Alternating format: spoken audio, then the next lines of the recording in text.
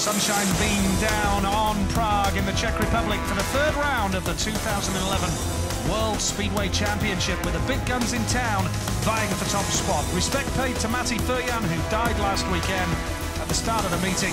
And when the action did get underway, there were several riders who emerged head and shoulders above the rest. Golob was one of them, Chris Holder and Jason Crump, all in tip-top form in the early stages.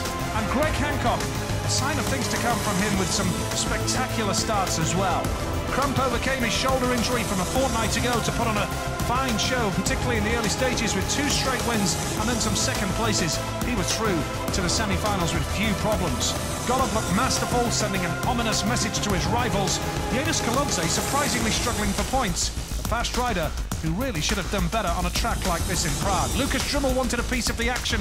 He was only reserve and didn't get a ride in the end, so perhaps suggesting that he went for 40 wins. But Jason Crump continued his ride, and there with Mate Kush, the wild card, providing a shock win over Jason Crump, but they were his only points of the night. Hancock continued to march forward, and Emil Saifuginov crashed and was excluded in one ride, and that really put paid to any chances he had of getting through to the semi-finals. Golob continued to pile on the pressure on his rivals as the action got hotter and hotter, as the qualification for the semi-finals got more and more keenly competitive.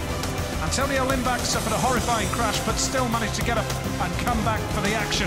But he still failed to qualify for the semi-finals. Hancock was through, Golob was through, the big guns were through, and it got through to a thrilling finale in the latter stages of the Czech Republic Grand Prix. And just as Golob thought his night was over, Chris Holder looped, lost control of the bike, gave Golob a second chance, and he took it with a victory. Then in the final itself, Hancock was masterful. Crump fell down in the early stages.